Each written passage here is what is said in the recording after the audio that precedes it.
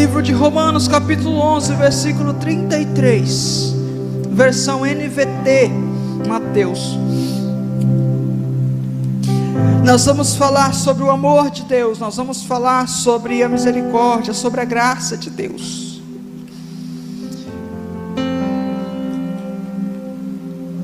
Todos encontraram? A maioria eu acho que deve estar na NAA, por causa da Bíblia de Estudo do Discipulado, né? Então eu vou ler com vocês ali no telão. Romanos capítulo 11, versículo 33, que diz assim: como são grandes as riquezas, a sabedoria e o conhecimento de Deus, é impossível entendermos suas decisões e seus caminhos. É impossível entendermos suas decisões e seus caminhos. São grandes as riquezas, a sabedoria e o conhecimento de Deus. Quantas vezes você já passou por aquele momento onde você não entendia nada do que estava acontecendo, e você precisava que Deus fizesse algo, e você precisava que o Senhor entrasse na sua causa, você precisava de uma resposta do Senhor, e você não conseguia enxergar, você não conseguia encontrar. Aqui Paulo diz: é impossível entendermos suas decisões e seus caminhos.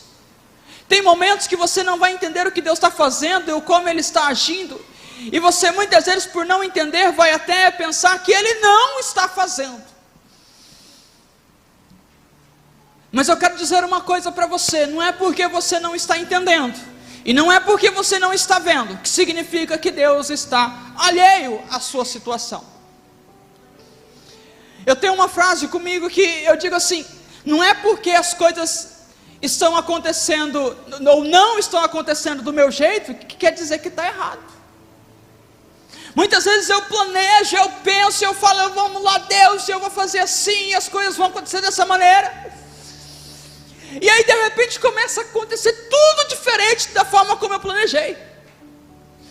E eu paro, penso e falo: Deus, onde foi que eu errei, que está tudo dando errado, está caminhando diferente? Mas é porque eu tento entender o que Deus está fazendo. Não é porque está acontecendo de um jeito diferente do que você planejou, que quer dizer que está errado. Se você entregou nas mãos de Deus, eu quero dizer uma coisa para você: está acontecendo da maneira dele, da maneira certa. E a maneira dele nunca vai ser a minha maneira. Então não adianta, Jaqueline, eu entregar uma situação nas mãos do Senhor e falar: Deus, está nas tuas mãos, vamos lá, eu creio na minha vitória. E aí eu esperar que as coisas aconteçam à minha maneira. Porque é impossível entendermos suas decisões e seus caminhos. Livro de 2 Crônicas, capítulo 20. 3 povos se reúnem para fazer guerra contra o povo de Deus. Quem são eles? Os moabitas, os amonitas e os meunitas. E aí de repente todo mundo quer matar o povo de Deus.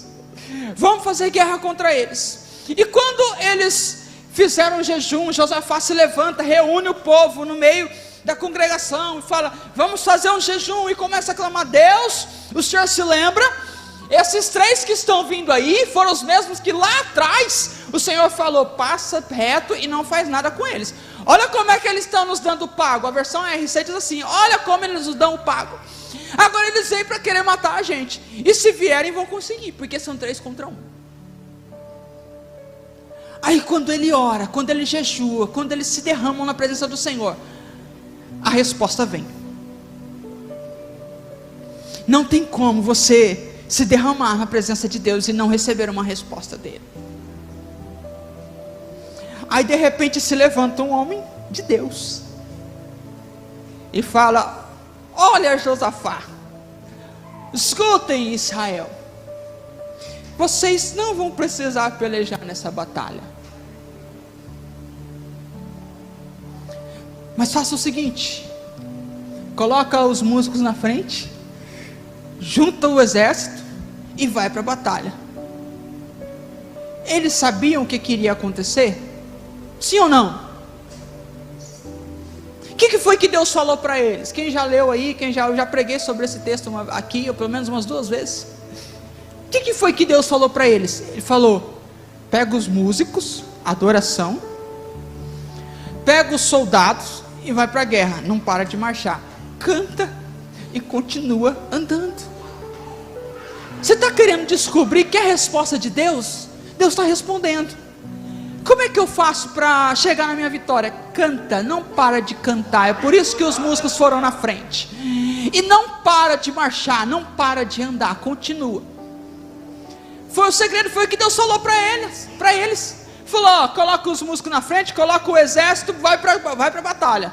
Onde é que vai se encontrar? É lá? Então vai para lá. Deus falou: lá eu vou fazer assim, eu vou fazer assado. Falou.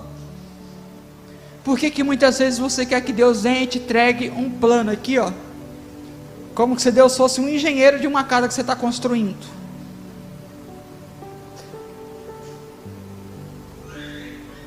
Deus não é o engenheiro da casa que você está construindo. Ele não vai te dar um projeto com tudo certinho pronto para você saber para onde vai, como vai gastar, quanto vai ser, que dia vai ser, quando que vai acabar e quando que não vai.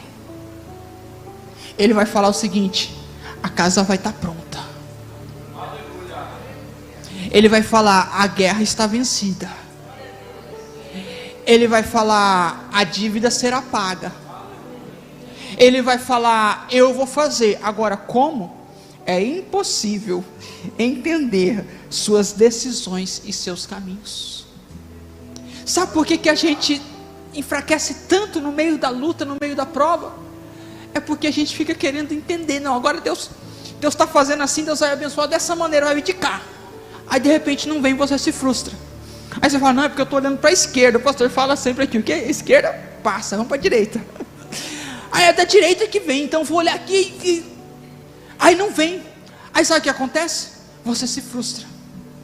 Não, porque agora eu fiz sociedade com um cabra bom e a empresa vai para frente. Aí o cabra bom de repente vira pior pessoa do mundo e dá errado o negócio. Aí você se frustra. Sabe por quê? Você está querendo olhar para a forma como Deus vai fazer. A mim e a você não precisamos saber como Deus vai fazer. Nós precisamos ter a certeza de que Ele vai fazer. Ele falou: levanta, coloca os músicos, chama os músicos, pega os soldados, vão para a guerra. Eu vou fazer. E o que eu acho mais interessante nessa história é que eles caminham até o ponto de chegada da batalha sem saber o que iria acontecer. A Bíblia diz que enquanto eles caminhavam lá,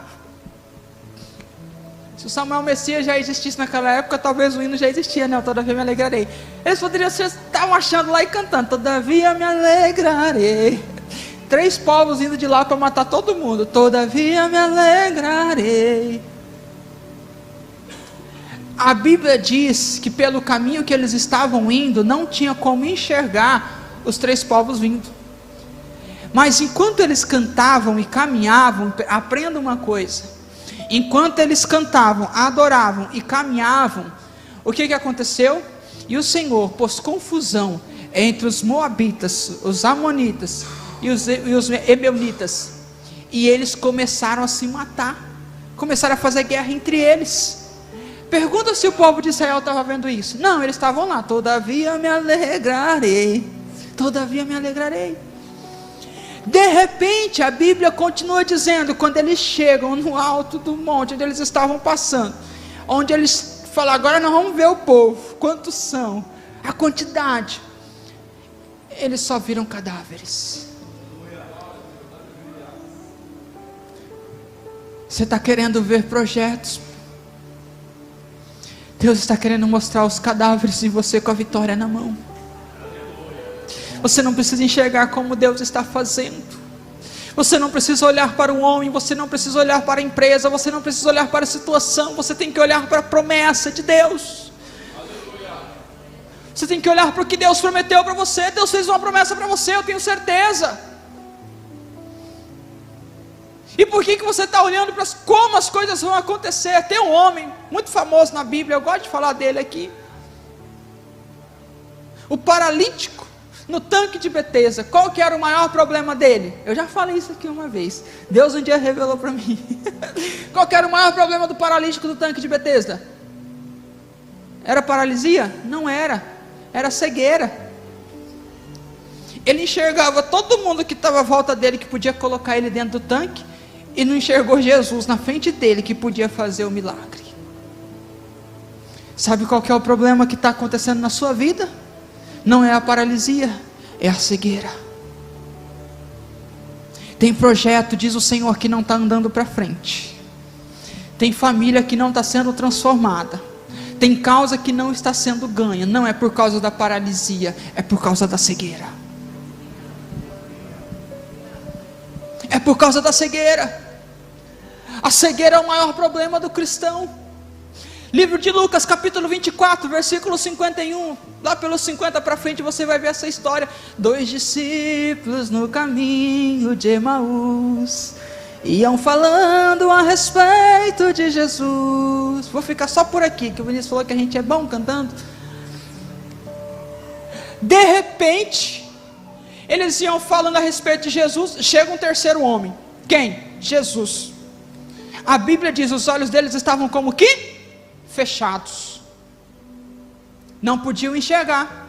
Aí o que aconteceu? Jesus chegou como quem não quer nada, falou: e aí? Qual que é a prosa de hoje? Vocês estão falando do que aí? Qual que é o assunto? O André falou aqui de um divórcio que teve aí, que bombou nas redes, né?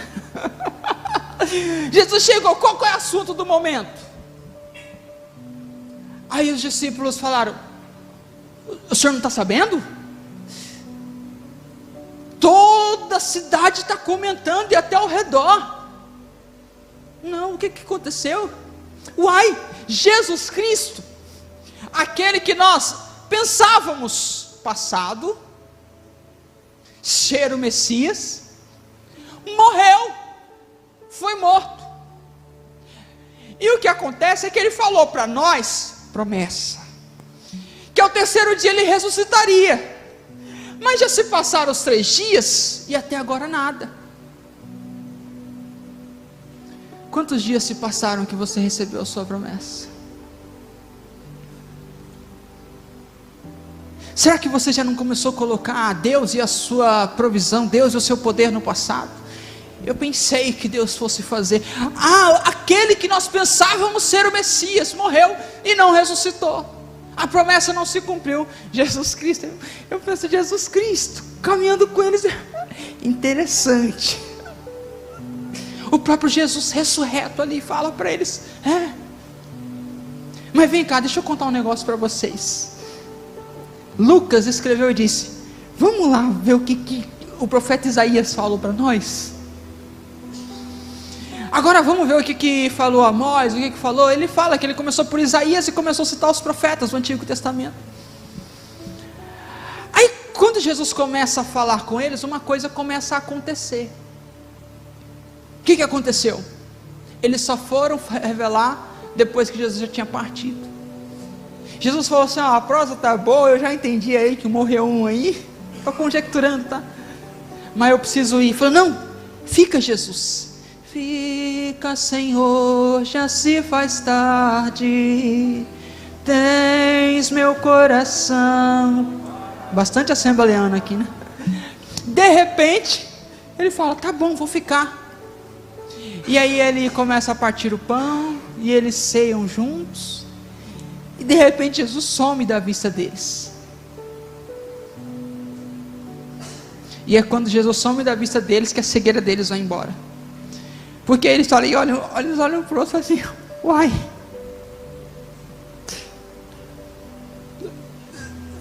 imagina esse diálogo que gostoso. Você sentiu o mesmo que eu? É porque assim, não sei você, mas quando ele falava com a gente, o meu coração estava ardendo. O seu também? O meu também. O meu também. De repente saiu uma notícia. Pedro e João chegam ao túmulo e veem que o túmulo está vazio. Maria chega no meio dos discípulos e começa: ressuscitou, ressuscitou. E de repente todos ficam sabendo que Jesus Cristo está vivo. A promessa havia se cumprido. Eles ficaram sabendo como? Não, a cegueira os impediu de ver Jesus. Mas de repente, quando eles foram abertos os olhos, eles entenderam que a promessa havia se cumprido. Sabe o que Jesus está querendo ensinar para você de maneira mansa e suave essa noite? Quer receber a resposta, quer receber a promessa, quer ver as coisas acontecerem? 2 Crônicas capítulo 20, guerra de Josafá, coloca o louvor na frente e vai caminhando. Lucas 24, 2 discípulos no caminho de Emaús. Não se esqueçam que ele cumpre promessas. Acaba com a cegueira, começa a procurar Jesus, começa a olhar onde é que Jesus está. Meu tempo está indo, eu preciso voltar para o que eu preparei aqui, que o Senhor colocou no meu coração. De Romanos 11, 33, quero convidar você a ir comigo para Efésios 3 e 18. O contexto aqui fala sobre crescimento espiritual, mas olha o que Paulo escreve à igreja em Éfeso. Isto para que com todos os santos vocês possam compreender qual é a largura, o comprimento, a altura e a profundidade. Largura, comprimento, altura e profundidade. Eu estou falando aqui para você hoje do amor, da misericórdia e da graça de Deus. Se renovam a cada manhã as suas misericórdias, são a causa de não sermos consumidos. Todo dia se renova a misericórdia do Senhor. Aquilo que não te permite ser consumido é o que renova todos os dias. Todo dia tem. Aí a largura, fica no 18, varão. Qual é a largura, o comprimento, a altura e a profundidade? Olha só, largura, comprimento, altura e profundidade. Como é que eu vou entender isso? Como é que eu vou entender isso? O que o salmista diz no Salmo 139? Ele diz assim: olha, Senhor, se eu subir mais alto um monte, o Senhor estará lá comigo.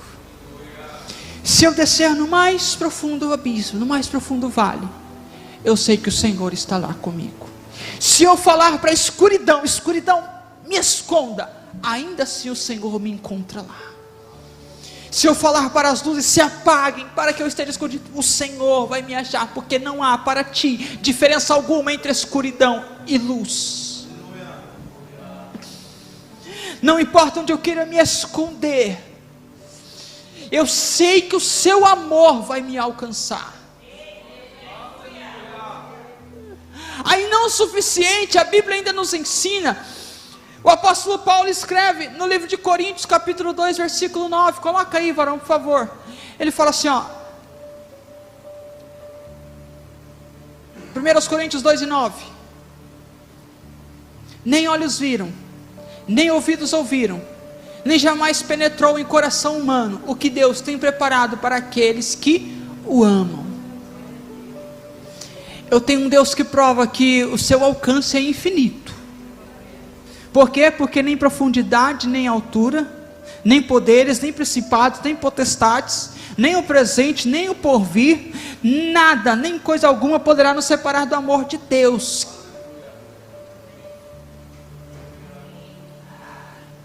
O amor dele por mim e por você é infinito. Ele me acha e te acha em qualquer lugar que você pensar em se esconder. O Senhor, Ele te vê, Ele te acha, Ele olha para você. Aí ele vem Paulo dizendo: nem olhos viram, nem ouvidos ouviram, nem jamais penetrou em coração humano o que Deus tem preparado para aqueles que o amam. Eu não sei se você está entendendo, mas Deus está dizendo para você uma coisa: você pode ir para onde você quiser, bater perna o quanto você quiser, espernear, fugir e correr o quanto quiser, você não pode fugir do meu alcance. E sabe como é a forma que Ele te alcança? É com amor. Porque o amor de Deus, Romanos 5:5, foi derramado em nossos corações pelo Espírito Santo. Eu quero dizer uma coisa para você: se você está desanimado com alguma coisa, com alguma situação, se tem algum problema te apertando, eu estou te mostrando um Deus que fala: ó, você pode ir para qualquer lugar deste mundo, eu te acho. E o amor que eu tenho por você, você nem sequer imaginou. Ninguém viu, ninguém ouviu, ninguém sequer imaginou as coisas que eu tenho preparado para você. Não tem como entender as decisões e os caminhos de Deus. Deus está dizendo para você essa noite, juntando todos esses versículos, no meio dessa confusão, no meio dessa bagunça que você acha que está a situação em que você se encontra, existe um Deus que tem o controle de tudo na palma das suas mãos, te ama com amor imensurável e diz: onde você estiver, eu te alcanço. Junta os versículos, vê se não é isso que Deus está dizendo. Ele está dizendo: eu te encontro com amor.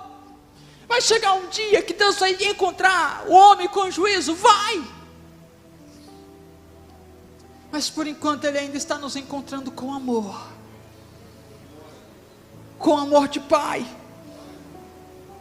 Isaías capítulo 64, versículo 4: porque desde o começo do mundo, nenhum ouvido ouviu e nenhum olho viu um Deus semelhante a ti, que trabalha em favor daqueles que nele esperam. Meus irmãos, ninguém viu alguém como Deus, que faz o que Ele faz na minha e na sua vida.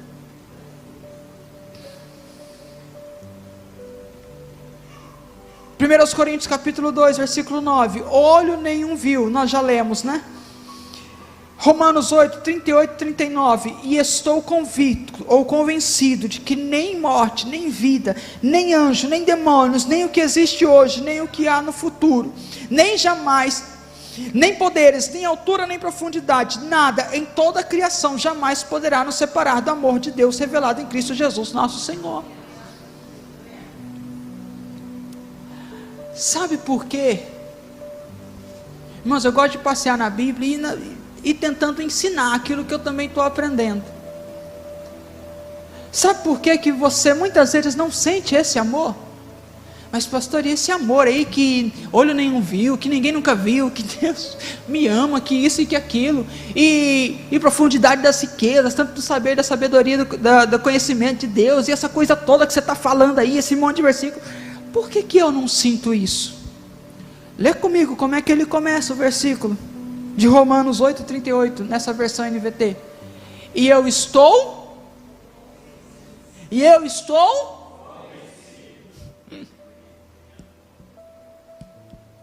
Vamos para a Bíblia?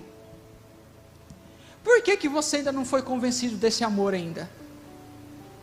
Porque se você está passando algum problema e acha que não vai dar, pensávamos ser o Messias, não ressuscitou, se você acha que você ainda não está convencido desse amor.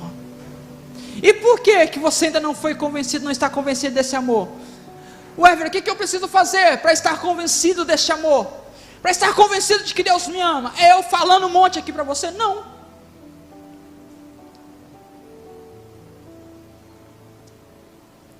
E quando eu for, o Espírito Santo vem.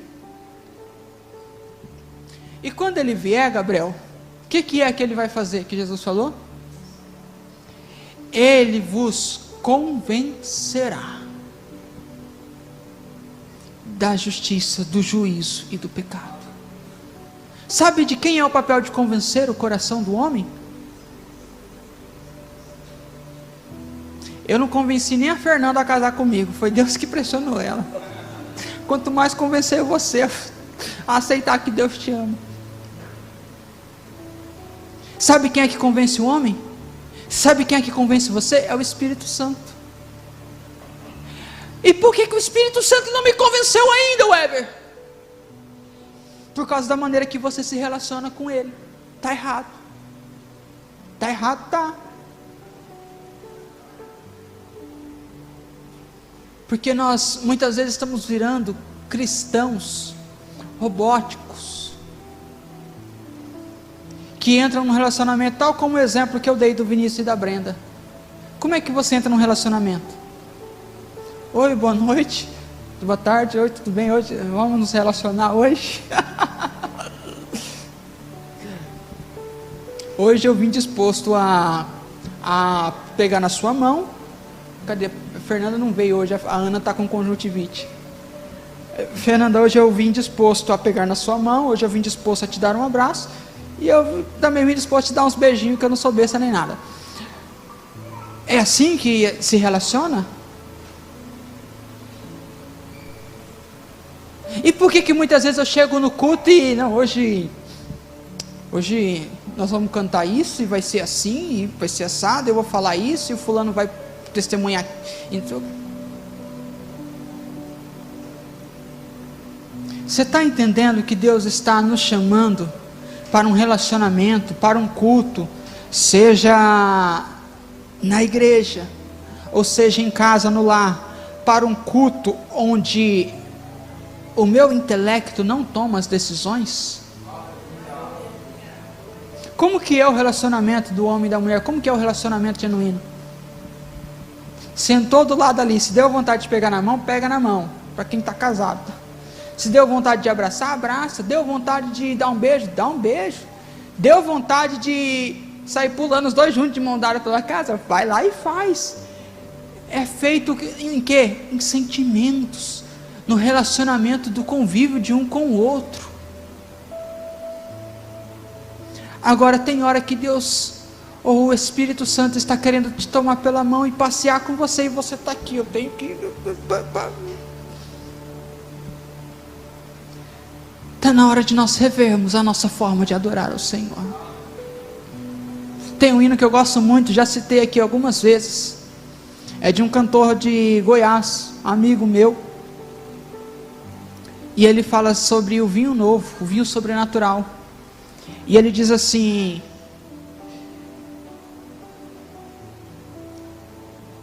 eu quero perder a noção do tempo que eu passei em adoração.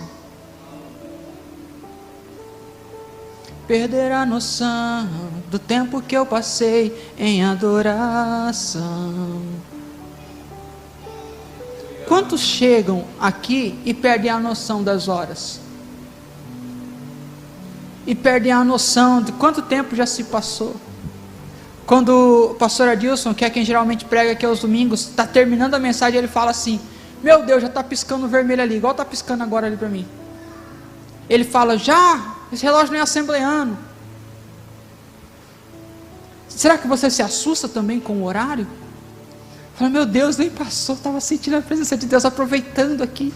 Ou será que você, mas o pastor, só ele que não viu que tratava. Eu preciso encerrar, mas nós precisamos rever a nossa forma de adorar e de cultuar ao Senhor. Coloque-se de pé em nome de Jesus. Eu quero chamar o louvor para nós encerrarmos louvando, mas eu quero citar aqui nesse último minuto, ainda, versículo 14,